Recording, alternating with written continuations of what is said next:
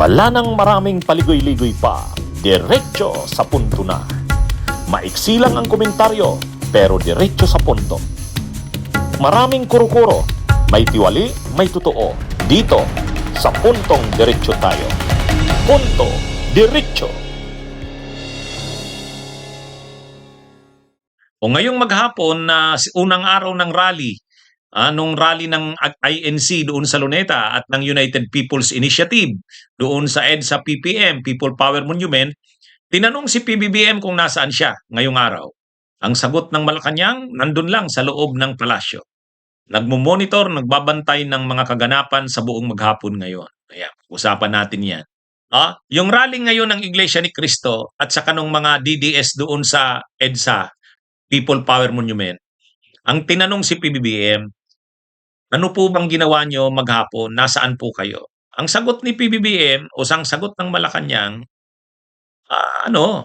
nasa palasyo, nasa Malacanang. Inantabayan daw ni PBBM, nakabantay sa sitwasyon ngayong araw, palasyo. Yan yung official na statement ng Malacanang nung tinanong kung nasaan si PBBM. Tama lang naman. Tama lang yun. Nasubaybayan talaga ni PBBM ang maghapon ngayon. Kasi critical itong period na to. Hindi alam kung anong mangyayari ngayong maghapon. Kasi 3 araw yan. Pero ngayong unang araw, makikita gaano ba karaming tao. Ano ba ang kanilang mga panawagan? Ano ang reaksyon ng publiko? Mas nadadagdagan ba hanggang ngayong gabi? Mainit ba ang sitwasyon? Nagkakaroon na ba ng mga kaguluhan? Talagang kailangang bantayan yan at i-monitor ng presidente. Tama lang yun. Kasi ang gusto talaga nitong mga nag-o-organize ng mga rallies na to, painitin ang sitwasyon. Alam naman natin yan, EDSA type of pricing talaga. Sabi nga ni former Secretary Ronald Llamas, yan talaga yung gusto nila. EDSA type of pricing, pag-aalsa hanggang sa mag-withdraw ng support ng military sa administrasyon. So anumang kaguluhan, anumang mga naiibang kaganapan, dapat maagapang kaagad ng gobyerno, ng administrasyon. Kaya tama lang na ang presidente nakasubaybay, nakabantay sa buong maghapon na mga kaganapan. Hindi dahil paranoid ka, kundi mabuti na yung handa sa anumang kaganapan. Kaya at least hindi naman sinungaling ang Malacanang na sabihin, wala yan, hindi naman pinansin niya ng presidente. Hindi. At least honest ang Malacanang na sabihin, ng palasyo na sabihin, nagantabay ang presidente, nakabantay. Kasi pag sinabi mong wala, hindi naman binigyan pansin ng presidente yung mga rallies na yun ngayon. Hindi para kang niyan. Parang baliwala sa iyo yun. Hindi naman totoo yun. Hindi pwedeng baliwalain yang mga na yan. Kasi kaya bato na nga dyan ang mga DDS yung mga Duterte.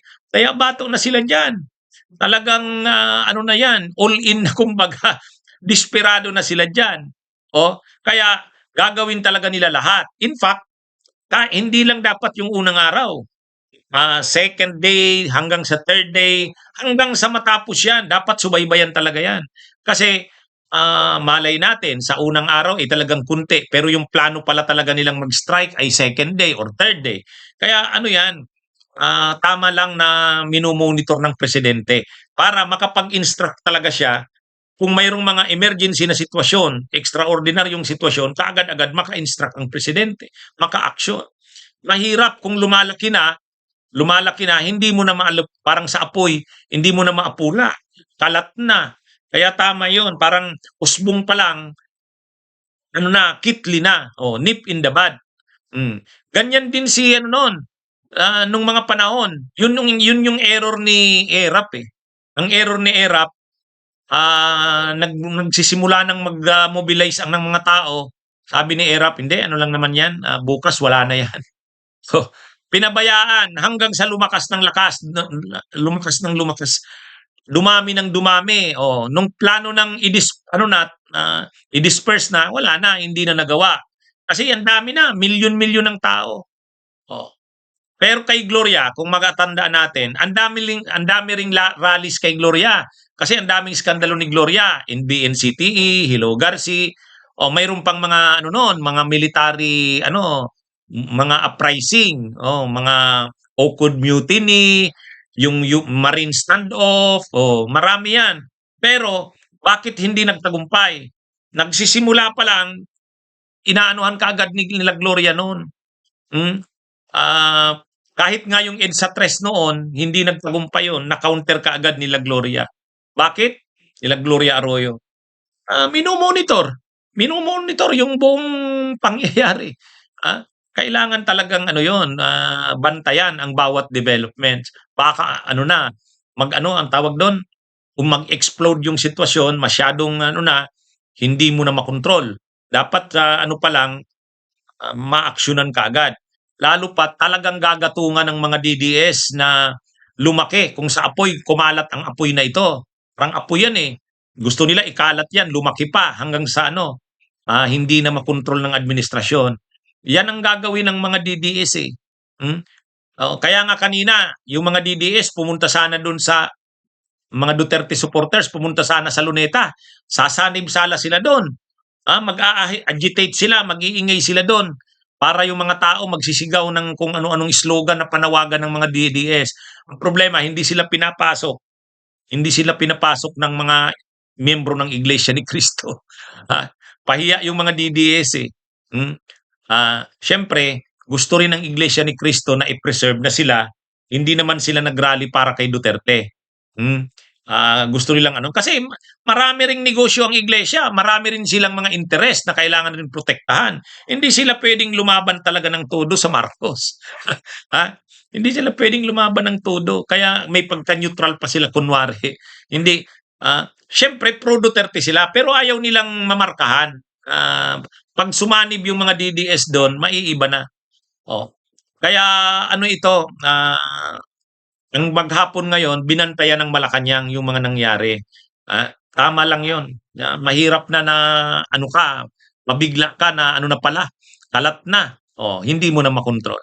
Kaya at least naman, honest din ang Malacanang na sabihin, nagbantay ang presidente. Kaysa sasabihin na, wala, hindi namin yan. Ano naman yun?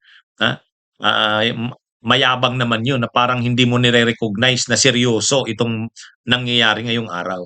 Pero hindi ka rin pwedeng yung paranoid o sobrang takot. Hindi. Balance lang. Hindi mo i-ignore, pero hindi rin yung paranoid ka na. Kaya tama lang yung ginawa ng Malacanang ngayong maghapon. Bunyog, bunyog, halikan na kasama ka. Bunyog, kapag buklod ay may pag-asa. Luzon, Visayas, Mindanao, isa ang pananaw.